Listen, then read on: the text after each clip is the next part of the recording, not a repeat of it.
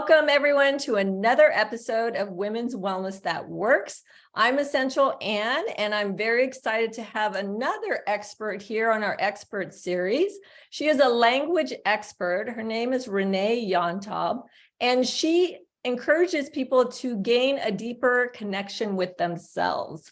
Renee uses her expertise in language to determine how we construct our world and educates us on how we can change our language. She utilizes a human approach using techniques like mental emotional release, hypnotherapy, and traditional hatha yoga philosophy and practice. Welcome, Renee, to Women's Wellness That Works. Thank you. Thank you for having me. Absolutely. So we know each other from a mutual friend, Anita Thompson. And the minute I met you, I instantly loved your energy and what you were about. And then we didn't see each other for a few years, actually. I think it was like pre-pandemic and then after the pandemic. So it'd been like maybe 4 years. So I wanted to kind of ask you some questions based on what I know about you, and then really to educate people on what you've experienced. And one of those things that I remember you shared with me is that you have narcolepsy or had narcolepsy. And I want you to share your experience with that. And when did your symptoms start? I would love to share about that. And I love to, it has been so long since we connected, and now it's totally full circle, because last time I saw you, I was in the throes of the darkness of the diagnoses, and now to come and speak on your podcast about how I've now overcome it is just like a beautiful full circle moment. So I had really no idea what narcolepsy was at the time. Like a lot of people, I was just kind of experiencing symptoms of not really feeling well. You know, I had always justified my symptoms. For those of you that don't know, narcolepsy is they call it a 24-hour neurological disease. It affects your ability to get sleep at night, and it affects your ability to stay awake during the day. So I was just constantly tired. And it was something that I always justified, you know, starting in college. I was a college volleyball player. So in my mind, I was like, oh, of course I'm tired. I have double days. I have school. I'm trying to build a social life. You know, of course I'm tired. Then after college, I got my first corporate job, and I worked all the way up to where I wanted to be. And I was like, oh, you know, I'm working hard. Of course I'm tired. Maybe a little depressed. Like, of course, like people talk about this in corporate, it's burnout. Of course I'm tired. And then I took a sabbatical and I moved to San Diego, where I always wanted to live. And I was giving myself a few months to not work at all. And here I am in the place I've always wanted to live, no responsibility. And I was like, why the heck am I still tired? Like, there's no reason for me to be tired now. And so I went directly to a sleep specialist, and they did one of those things, a sleep study where they put 50 nodes all over me and they watched me for 24 hours. And they were like, without a doubt, you've got narcolepsy. We didn't even need all the naps. We realized like 12 hours in, narcolepsy. And so how many hours would you stay awake and then fall asleep during, especially during the day? I mean, obviously you're working. How long were the intervals? You know, it's so interesting. I've always been a good sleeper, in that I would try to get 12 hours a night because I was just so exhausted during the day. But what these little nodes all over my brain and body caught was that I was never going into the restorative sleep. So I could fall asleep within 2 seconds of my head hitting the pillow every single time. I think it was 10 seconds. But I never got to the deep sleep. So that was the issue. Even though my eyes were closed and a part of me was sleeping, I wasn't getting the restorative. So then when I woke up in the day, I still needed naps throughout. So I would nap for like anywhere from 1 to 3 times a day. I would go in my car and just like put a little eye mask on, put the AC, lock my doors, and just sleep for 15 to 20 minutes. 1 to 3 times a day. Okay. And did that restore you a little bit, or how did you feel after your naps? I felt a little better, but to be honest, I never really got to the 100% point. And the only thing that this doctor was telling me at the time was that in order to feel 10% better, you can be on medication. And this is a disease you'll live with forever. It'll probably get worse. Best of luck. And so probably similar to you, Anne, and what I know of your story, I just really sought help from a lot of different modalities. So I went to naturopaths, I tried different diets, I tried a bunch of supplements, I did cognitive behavioral therapy, I did EMDR, I did acupuncture, I got my brain scanned, like I did all the things because medication wasn't for me at that time. And I know you've been working on yourself for many years and seeking many therapists to help you with your narcolepsy. Can you share your experience with now NLP and how it's affected and changed your life? Because I think that's where the next step is. What did you learn about the connection between your emotions and narcolepsy? I would love to share this because it did change my life. I reached a whole new low. So, just experiencing fatigue all the time. I now hit a whole new low where I was detached from my life, which felt worse to me than like the depression or anxiety. I just didn't care about anything. I couldn't connect with people. And I went to one more doctor and I said, hey, just double check really quick. And he said, yep, it's narcolepsy. Let's put you on medication. And I was at such a low point for myself. I said, okay, I'm going to go to this training. And when I get back, I'll be put on an antidepressant so I can sleep, and then 2 uppers so I could stay awake during the day. And I'll just be on that until I die. Because I just reached that low point. So then I went to this training, this Neuro-Linguistic Programming and Hypnosis training to become a master practitioner. And on day one, all of my symptoms went away. Wow. And it started because the trainer from Stage at the time said the idea that 99% of disease is psychosomatic, meaning that it starts in the brain. And I was maybe like a lot of your listeners now, where I was like, oh, that makes sense. Narcolepsy is the 1%. Like narcolepsy must be the real one. Right. And so my walls were up, I got defensive, and I sat there and I realized I could either be right or I could feel better, but I could not have both in that moment. And so I let my walls down. I said, let me see if this works. Best case, it works. Worst case, I'm right where I'm at. So I went through that day running things, a bunch of different languaging techniques through my mind, my unconscious mind, unstuck all of these trapped emotions that were causing this presenting problem of narcolepsy. And that day, all of them went away. I slept well. I was able to wake up. I had no naps. I didn't need any naps during the day. It was life-changing. You mentioned that you went to the master training. Had you gone to a training prior to that? Yep. So I went to a 4-day Neuro-Linguistic Programming prac is what it's called. So it's a little 4-day intro. It's awesome. I recommend it for anybody that wants to go. And then the reason I went to Master Prac is because I actually just wanted to increase my sales. I wasn't even like in the mindset of going there for help for myself. I was just a realtor at the time and wanted to make more money. Did the prac help you at all? Did it at least give you some indication of the connection between your emotions and narcolepsy?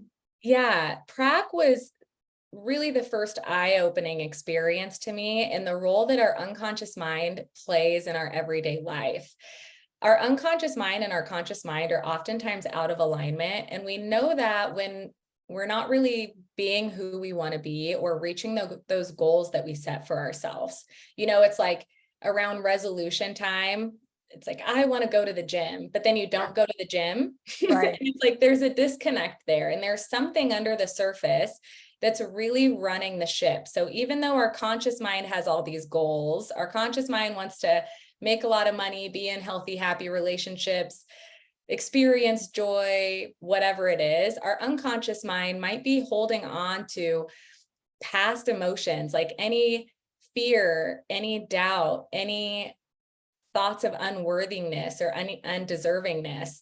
And so as much as like we want this, our unconscious mind is like, nope, because it's really what drives the ship. So prac is where, to me, I started to understand just how deep that connection is and how important the unconscious mind is to address anytime we want change. Okay, so then you go to this master training, all your symptoms of narcolepsy disappear. So share with us how that process was and how that, I'm sure you were more than elated and excited. And how long did it last? Like, was it completely gone? Oh my goodness, it's still gone. It's been years. Yeah, it's been years that all of those symptoms have been present in my life. And that whole first day, it was just running my unconscious mind through a lot of these unconscious languaging patterns that I use with clients to understand what is running below the surface. So one of the things that was big for me, and maybe some of your listeners can relate, was I had what was called, what we call a secondary gain. So again, consciously, I want health. Consciously, I want to feel awake. I want to sleep well. Unconsciously, I had a severe fear of failure. So this fear of failure was like, oh, if we hold on to narcolepsy, then you won't ever know if you fail because it's a crutch, right? Right. So consciously, like if I didn't reach that goal or be who I wanted to be, it wasn't my fault. You can blame it on narcolepsy. It was the narcolepsy's fault. Right. So yeah, you could blame it on that. It was never your responsibility or your thoughts or your mindset. Exactly. So it was this sneaky thing that my unconscious mind was like white knuckling this neurological disease and these symptoms because it was like keeping me safe is what it thought, and how often are our unconscious minds trying to keep us safe and protect us, even though really that's the thing that's holding us back the most. Wow. Oh my God, that is remarkable. Now let's put this in perspective. How long did you have the diagnoses of narcolepsy? How many years? And then to now, how long has it been since your symptoms have dissipated? I had the official diagnosis probably 3 or 4 years. And now I've been free from symptoms probably 3 or 4 years. Wow. Okay. So pretty much now it's almost as much as the length of time you had and were diagnosed with narcolepsy. So it's like, I'm sure night and day, right? Pun very much intended. Exactly. How is your sleep now? How's your energy now? Oh, it's so beautiful. I remember that first day after those symptoms went away. I was like, there's so many hours in the day, like a beautiful life, my sleep is so wonderful. I'm still a great sleeper. Now I just actually get restorative sleep and then I wake up and I'm just so grateful and awake, and my rhythm and timing is like still on. It's wonderful. And so what do you continue to do for yourself to maintain that? I mean, do you have your own like self-care routine? How do you maintain that? Especially, when we go throughout our day, when we're busy, those thoughts, I think we as women, we are our worst critics and we self-judge, right? So how do you manage those, your conscious and unconscious mind? Great question. And I think it's something that once you start on this personal, spiritual, even professional development journey, whatever it is, you realize how deep the pond is. And maybe you reconcile something and then you find a new something you get to work on. There's never a sense of like, I made it, like I'm done. Right. You just keep finding new layers. And so for me, my yoga practice is really a non-negotiable and is such a important anchor. So in the mornings, I give myself generally an hour, 60 to 90 minutes to really get done what I want to get done. So I kind of do a structured, flexible time for myself. Usually it always consists of journaling, usually some tea. I'll always do pranayama and meditation, usually a little asana. I'll read sometimes, I'll be in nature sometimes, whatever it is, that's kind of my grounding space to start the day practicing meditation. Yeah. Here's what's great. I mean, we haven't seen each other for so many years. Now, I mean, you now become a master NLP trainer, and then you also became a yoga instructor. And then you also recently got married. So it's like all these things have happened and transpired in your life after, maybe after, before, during your, when you were going through the NLP training. So life has been abundant for you, hasn't it? Yes, it keeps getting better. Life. I'm so grateful to be here and to have found yoga too, because what I found with neuro-linguistic programming and hypnosis was it's so great at targeting the mental and emotional body, really allowing us to let go of those trapped emotions that we're holding on to, let go of those limiting beliefs that are living in our emotional and our mental body, our thoughts and our emotions that are continually on loop. And what yoga has really helped me do is it's brought in the spiritual and the physical bodies, so that you can really take a well-balanced approach and make sure everything is clear and seeking health. And so you talk about also hypnotherapy, and I believe it was mental emotional release. Can you explain that a little bit more? Can you share about that? So they're all kind of intertwined, like neuro-linguistic programming, hypnosis, and mental emotional release. They all work with the unconscious mind, and NLP is a tool used within the umbrella of hypnosis.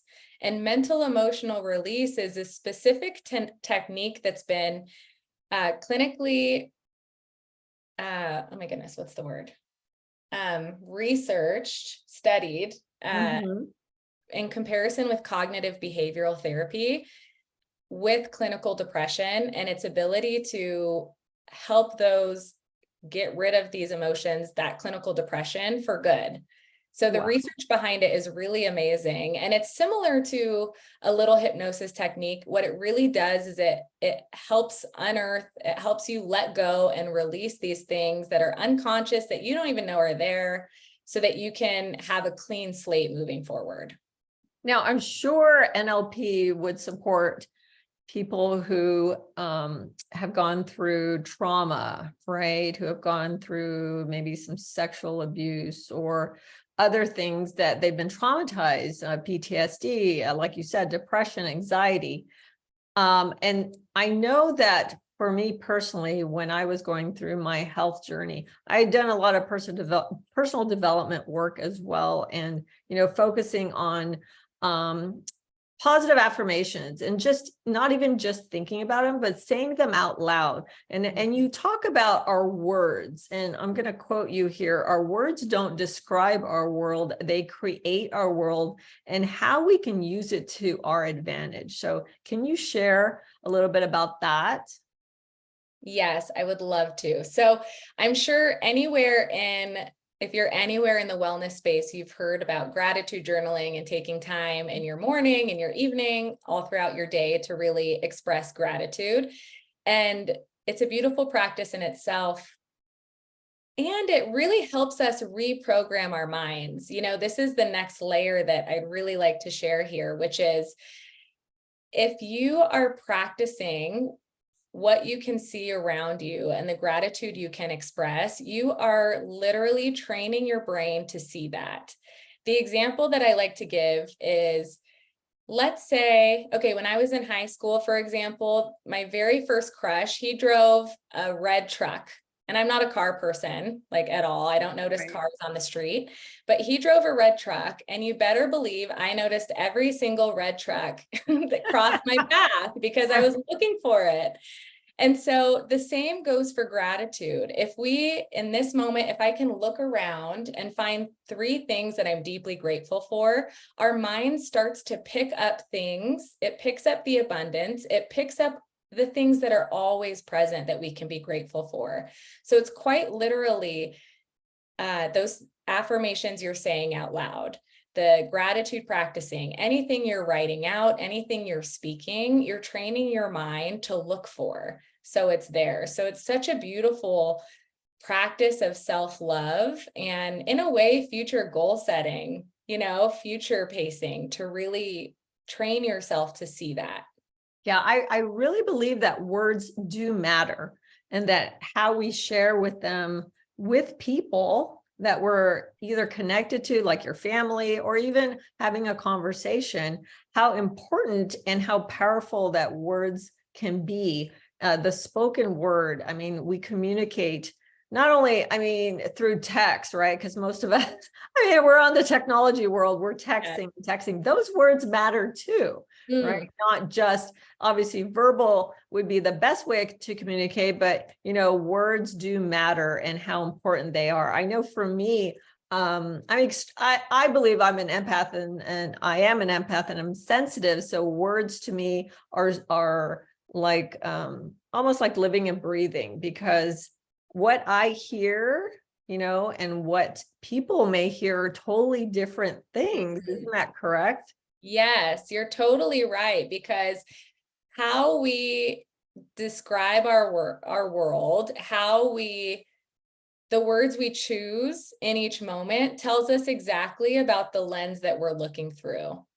And so you're totally right. We can pick up on what people are saying. And as coaches in the wellness space, it's so important to be able to hear, where are your blocks? What language are you choosing? What is the world you're creating and living in based off how you're describing it, what your limitations are, what the rules are that you've made in your head, Right. how you're perceiving this moment right now is Exactly. all based off your filters. Yeah. I mean, and they can stem from our childhood, our perceptions of how we grew up. I mean, do you go back, during the hypnotherapy and some of the other techniques, really go back to, the first 10 years of your childhood, or the first 5 years of a child being it the most, important part of a human being, because that pretty much determines what our adult thoughts are and how we really look at ourselves and see ourselves. I mean, things can happen in a child's life that is extremely traumatic, right? So again, how does someone who's going through, let's say, a trauma, whatever that trauma is, how does that help? How does NLP help this person? I think, well, first, you're totally right. The first 7 years is when we pick up so much of our belief systems anyway, and our idea of what we can do, who we are. We pick up so much around that time. And NLP is such an amazing tool that's utilized by a lot of professionals that can definitely help support the people who are experiencing trauma and overcoming that. In terms of what you can do for yourself today, you can start playing with the complex equivalences, which is an NLP term meaning the meaning you're giving to things. And I'll give an example about narcolepsy. When I was going through that day of training where everything went away, I looked at the meaning I was giving daily things that were happening for me. So you can imagine I was very tired. So I yawned all the time. And every time I yawned, I'd say, oh, wow, this means I'm exhausted.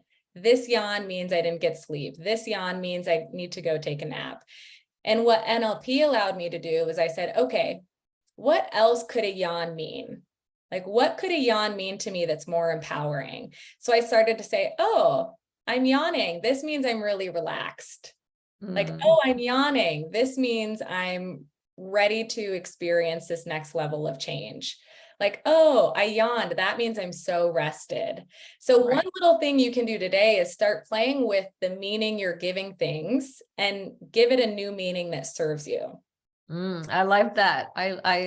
I do resonate with that, because what we can always see a situation, or like you said, a yawn, and perceive the negative automatically, because I don't know, sometimes that's where our thoughts go. But yes, just shifting that, changing that into a positive, empowering meaning will make a difference, and our perceptions and how we see the world and ourselves. That is so powerful. Yeah, I mean, I think that's great. How do you, what advice can you share with people right now who are suffering with a disease or a health condition? What would you recommend, or what can you share with them? Because I know you had gone through it for 3 or 4 years now, and you're completely symptom free. What would you share or recommend to someone going through something just not feeling well?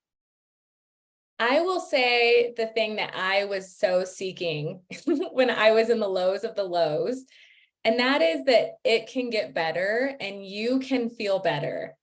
Change is possible. It can happen in an instant. And if you're seeking health, you're already on the right path. That's what I love so much, Anne, about this like women's wellness that works, is there are so many ways to find health and really just go with what feels right Mm-hmm. in this moment, because it might change. You might reach a new level where you're seeking a different modality, and just know that because you're seeking, you're almost there.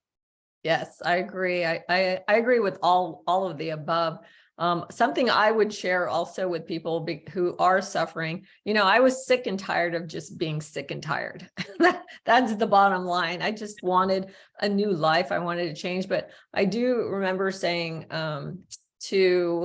when I speak, I always share with people about my story. And really the first thing is to have faith, really have faith. And it could be faith in whatever. It could be a faith in a higher source or power, or a faith in what you believe in, but just have faith and to never give up. Have hope. There's hope and faith. I think the two things, because I know that when we live in a place of pain and sorrow and almost that victim mode, your mind, the unconscious mind, just has all these negative thoughts, right? So to get out of that one by one is just really focusing on, like you said, rather journaling, positive affirmations, little things at a time. Because when you're deep in that low zone, like you said, like you have nowhere to go except that bottom, the bottom of the barrel, that you're at the bottom and low. And I think that's where I was. And I think for me, it was just like, I never gave up. I never gave up. It was like, okay, I need to live, one, for my daughter, but for myself. And I knew that I didn't want to be this way for the rest of my life. Like, I didn't want to be sick for the rest of my life. So let's try to seek the different therapies out there. And like you said, there's not just one type of therapy. There's multitude of therapies that can support us. And it's really not giving up, because you're worth it. You are worth it, and your life is worth it. I'm like so amazed because I've known you before and I know you now, and it's like such a transformation for you and what you've gone through. What are your offerings? What are you doing now, and how can we find you? Thank you for asking. I teamed up with a business partner to bring group programs that help people unearth those unconscious difficulties so that they can really be who they want to be. So we have workshops and courses coming in July. I also offer one-on-one, and you can find all this information at reneeyomtob.com or follow me on Instagram. And we have a freebie that's going to be coming out for your listeners too, Anne, so that they can access for free their most confident state anytime they want to. So that'll be available in my Instagram bio as well. Oh, wonderful. We will be putting all this information below, and you can contact her directly. We'll definitely put some information that you can follow up with Renee in the future, because this will probably be airing in a month or so. So we'll definitely fill you in on where she is, but you can find her on social media, on Instagram, correct? Yes. Yep. Facebook and anywhere else you see? All the metas. Yeah, all the metas these days. So I'm going to give you the floor. Is there anything else you would like to share? I would just like to offer your listeners a complex equivalence that is empowering to them, which is because they're listening to your podcast, and because they're on your newsletter, they're seeking, and that means health is right around the corner for them. Because you're here, you know that health is right over there. And so that means you're going to find it. It's not a matter of if, it's when. So keep going. I love it. And that is so true. Thank you. Thank you for sharing your story and your experience and your knowledge, and really inspiring other women and who are going through maybe not exactly the same disease or neurological disease, but also going through their own physical, emotional, and mental and spiritual pain. But then, all, like you said, this can all, you can definitely heal yourself. You can definitely find the ways to help you. And NLP is definitely one of those ways. I'm actually excited to actually take this training program at the end of this year, even though I've had similar training. It's always great to learn more and to add on to what I already know. So I'm excited, and I'm so happy that we reconnected. Me too, Anne. What a treat. Thank you so much for having me on. Yes. Well, everyone, thank you so much for joining Women's Wellness That Works. Remember, every woman has her story. What's your story? Until next time, join us on the next Women's Wellness That Works podcast and YouTube channel, and we'll see you again soon. Thank you.